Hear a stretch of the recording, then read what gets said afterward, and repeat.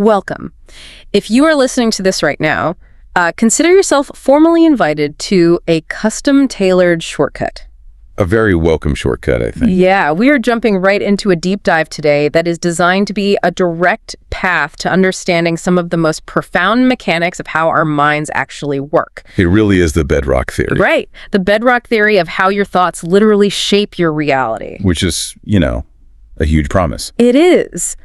But our mission today is to sift through a stack of pages from a true classic of self-empowerment. We want to pull out those hidden aha moments and figure out how every single one of us can become the master gardener of our own minds. I love that phrasing, the master gardener. It's so good. Specifically, we are looking at the 1991 New World Library edition of a book called As You Think by James Allen. Beautifully edited by Mark Allen, by the way. Yes, exactly. You might actually know it by its original 1904 title, which was As a Man Thinketh. Okay, let's unpack this. It is great to be diving into this with you today. Yeah, I'm excited. Because the staying power of this text is just, it's incredible. It really is. We are talking about a philosophical essay written well over a century ago that is still passed around in boardrooms, in locker rooms, living rooms today. Still totally relevant. Completely. But to really grasp the impact of it, we need to look at the context of this specific 1991 edition. Right, the Mark Allen version. Because the editor, Mark Allen, he wasn't just casually hired to update some dusty old manuscript. He had a personal connection to it. A massive one. He actually discovered this book through a cassette tape of a man named Leonard Orr reading it. Oh, cassette tape. Wow. Yeah, old school.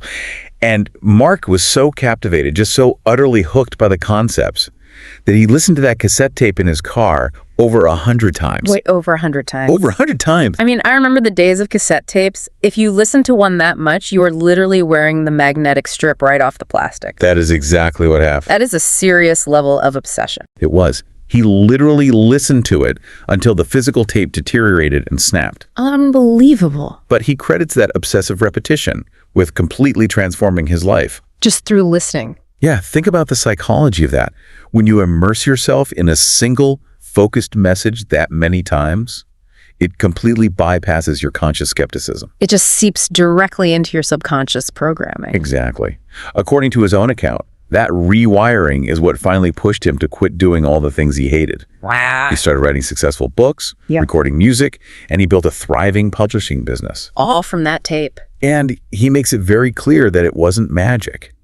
It was the slow, steady, relentless application of the principles in this tiny little book. That is such a vivid image, just driving around day after day, letting this century-old text wash over you until your entire life changes trajectory. That's powerful. It really goes to show that the right words, if you internalize them deeply enough, can be the ultimate catalyst. They absolutely can. But it also makes me wonder about the translation aspect.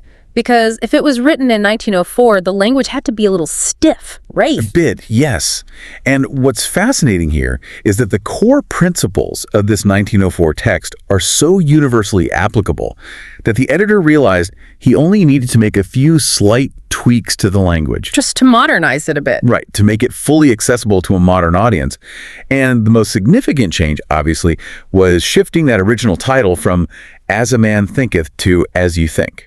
Which makes a lot of sense. It does, because as James Allen himself noted in the original opening, he believed these truths applied to absolutely everyone. Everyone. Doesn't matter your age, your sex, your background, your race, or your education level. It's totally universal. His premise is that the mechanics of thought are a universal law of nature. I love that. And, holding that thought about these mechanics being universal, it makes me think of the Goethe quote that Mark Allen uses to kick off the introduction. Oh, that's a great quote. It is. It goes, "Whatever you can do or dream you can, begin it. Boldness has genius, power, and magic in it." So good. When I was reading through the sources, that quote just hit me. It perfectly sets the stage for James Allen's core premise in the foreword. Which is a very bold premise. Incredibly bold. It's this assertion that we are the makers of ourselves. Yes. He argues that we are not just passive participants in our lives getting tossed around by fate. We are the active creators of our own experience. The active creators, precisely. And the book's opening poem captures that philosophy brilliantly. How does it go again? It starts with the lines, "Mine is the master power that molds and makes, and we are mind." And we are mind. Wow. It goes on to describe how we take the tool of thought, shape what we will, and bring forth 1,000 joys or 1,000 ills. So it works both ways. Exactly. But the poem concludes with what I think is the most profound analogy in the entire first section. What is it? It says, our environment is but our looking glass. A looking glass, so a mirror. Right. And if you really think about the implications of that, it is staggering. Yeah, it is. Alan is proposing that the world you see around you, the specific circumstances you find yourself in right now, are simply reflecting your own internal mental state back at you. It's a giant mirror. And Alan takes that abstract idea and grounds it in a really tangible analogy in the very first chapter. The plant analogy. Yes. He compares human beings to plants.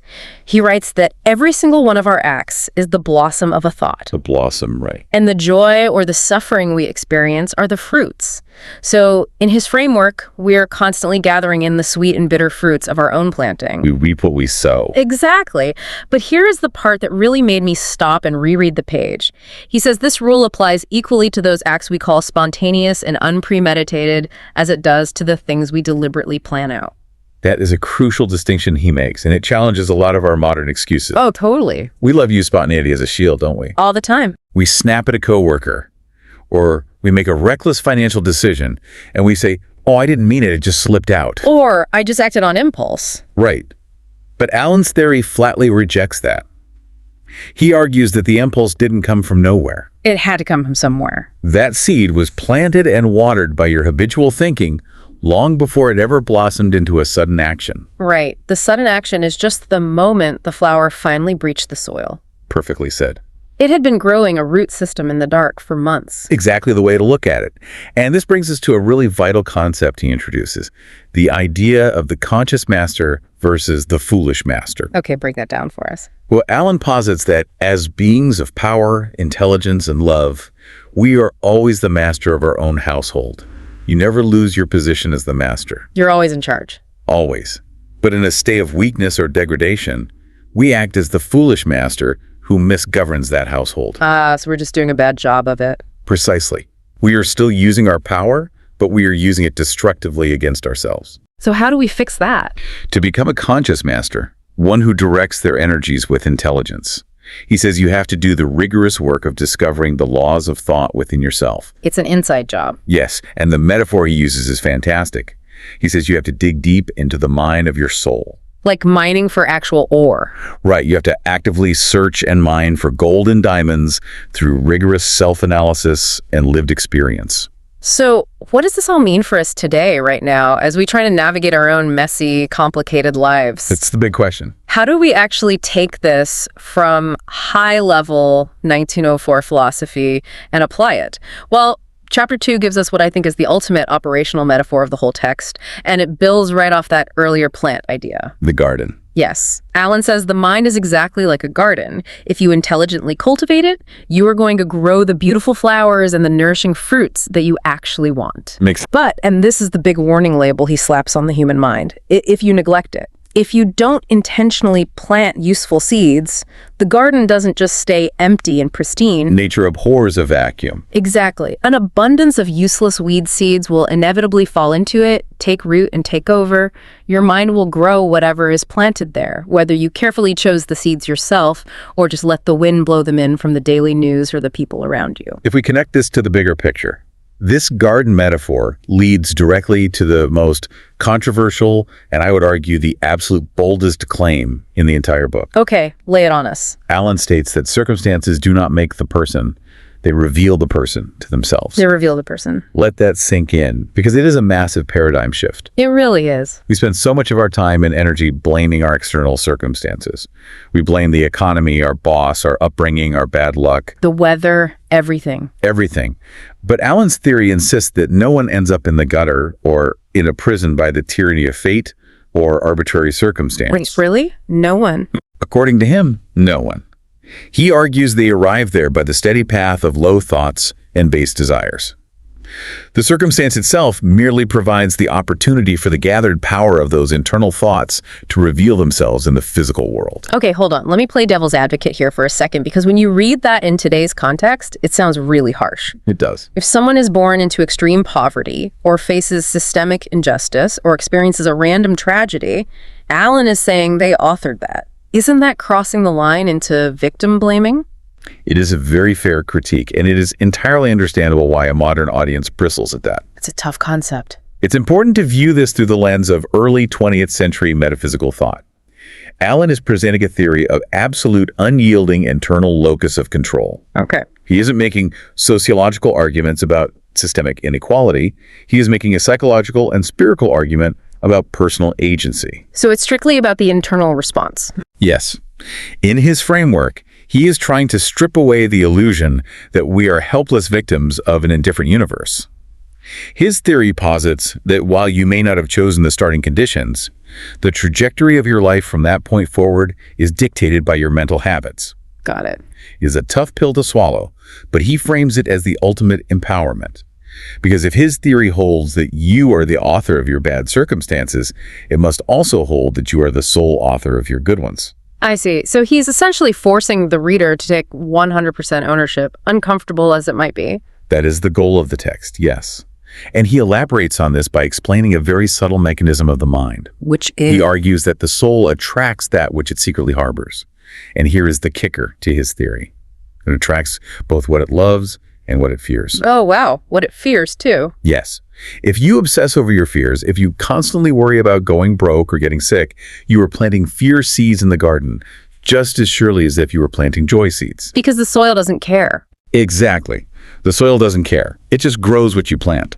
He points out that we don't get what we idly wish for, or what we just pray for. Wishing isn't enough. Not at all. Yeah. Wishes and prayers, in his view, only work when they harmonize with our daily thoughts and actions.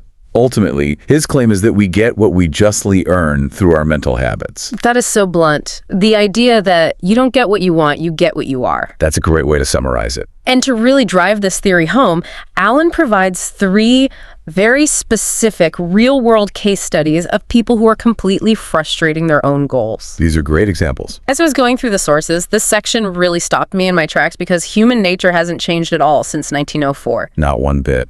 I want to walk you through these because they are so relatable today. The first example he gives is a wretchedly poor person. Okay. This person desperately wants a better life, they want better surroundings and home comforts, but at the same time, they constantly shrink from hard work. They don't want to put in the effort. Right. And they actively deceive their employer because they feel their wages are insufficient. So they want the reward of true prosperity, but they are planting daily seeds of laziness and deception. And then we have the second case study, which is a rich couple suffering from a really painful and persistent disease that has been caused entirely by their own gluttony. Oh, I loved this one. They are completely willing to throw large sums of money at doctors to get rid of the illness, Yeah. but they absolutely refuse to sacrifice their rich diets. They won't change the habit. Nope. They want to gorge themselves immoderately and have perfect health at the same time. They want the fruit of health while continuously planting the seeds of disease. It's basically the 1904 version of wanting a magic pill so you can eat fast food for every meal and still have a six-pack. That is exactly the modern equivalent. Yeah. And the fundamental disconnect is the same. What about the third one? His third example is an employer who uses crooked measures. This business owner actively tries to avoid paying their workers fair wages in order to maximize their own profits. A classic tale. Indeed. But eventually this strategy backfires. They go completely bankrupt in both reputation and riches, and what do? Let me guess. They blame the economy. They sit back and blame circumstances. They are completely blind to the fact that they were the sole author of their own ruin. When you synthesize these 3 examples, a very clear pattern emerges. They are all tripping over their own feet. Precisely. The underlying why is the exact same in every scenario. These people are all aiming for good ends, wealth, health, business success, but they are continually, relentlessly nourishing the very thoughts and desires that frustrate those exact ends. It's self-sabotage. Exactly. The poor person wants wealth but harbors weak, deceptive thoughts. The rich couple wants health but harbors gluttonous desires. The employer wants prosperity but harbors greedy, dishonest thoughts.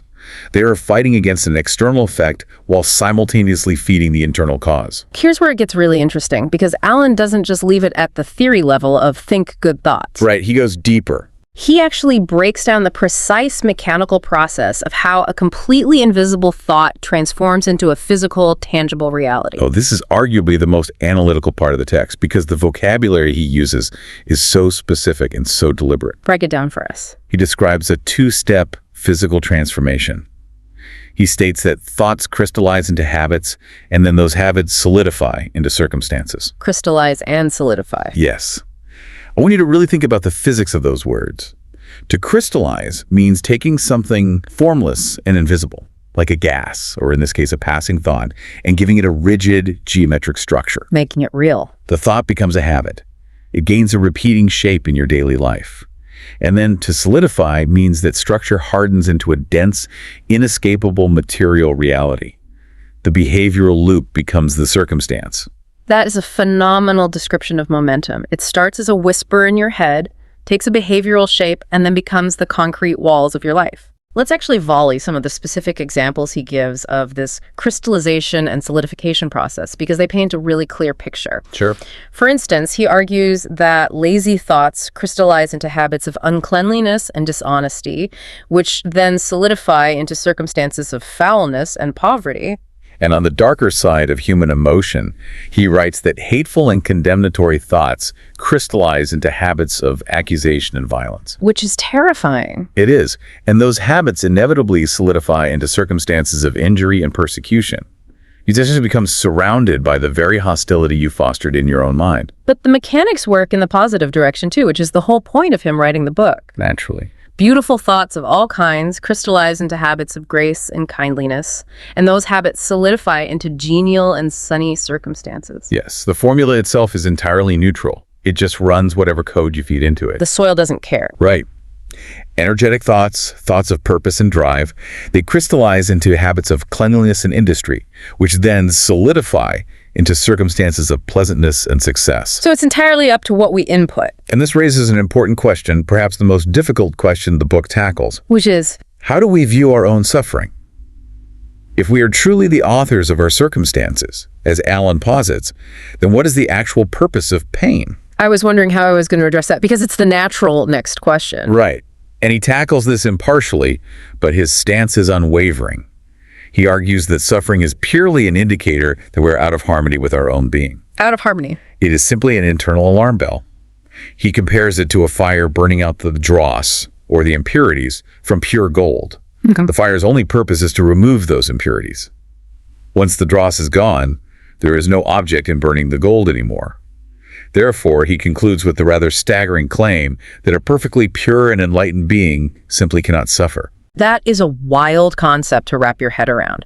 The idea that suffering isn't a punishment from the universe or just random bad luck, but is actually just friction caused by our own mental inharmony. It's all about that friction. And there is this one fascinating little detail he drops in while discussing this friction. He points out that poverty and overindulgence, which look like total opposites to us, right? Yeah, complete opposites. One is a severe lack of resources, the other is an extreme excess. But he argues they are actually two extremes of the exact same thing. That is a brilliant observation he makes. It really is. He says they are both simply manifestations of misery and mental disorder.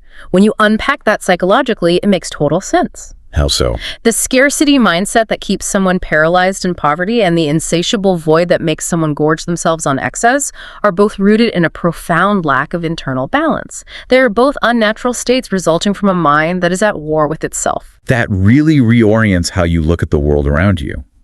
According to his theory, a miserable billionaire and a miserable pauper are actually suffering from the exact same internal ailment. It has just solidified into different external shapes based on their specific habits. Exactly. True prosperity, true health, and genuine happiness only happen when there is a harmonious adjustment of the inner world with the outer world. You have to align them. It only happens when you stop fighting the external circumstances and start quietly tending to the soil in the garden of your mind. And that brings us to the ultimate synthesis of this deep dive for you, the listener. Big takeaway. The massive takeaway from Mark Allen's worn-out cassette tape and James Allen's century-old philosophy is this. You cannot directly choose your circumstances. You can't just snap your fingers and change your bank account balance, your health diagnosis, or your relationships instantly. We all wish we could. We do. But you can choose your thoughts. And by choosing your thoughts, you indirectly, but with absolute certainty, shape those circumstances over time. Because nature works with us. Exactly. Nature is fundamentally cooperative. It works with us and through us to gratify the thoughts we encourage the most. As Allen beautifully puts it, the world is our kaleidoscope. A kaleidoscope. The shifting colors and patterns we see at every moment are just the exquisitely adjusted pictures of our ever-moving thoughts. You hold the kaleidoscope. You are the one turning the dial. It is a profound realization, shifting from the role of the victim to the role of the master gardener. Totally. And I want to leave you with a final provocative thought to mull over today as you go about your routine. Let's hear it. If it is true that the mind is a garden, and if it's true that your current circumstances, everything around you right now, are simply the harvest of the seeds you planted in the past, what completely alien, radically positive new seed could you plant in your mind today? Yeah. Just as a private experiment. If you deliberately planted a thought so entirely different from your usual patterns, what entirely new reality might that single seed blossom into a year from now? What an incredible experiment to run. I am so glad we got to unpack this framework together today and explore these ideas. Thank you so much for joining us on this deep dive. Go tend to your garden, and we will catch you next time.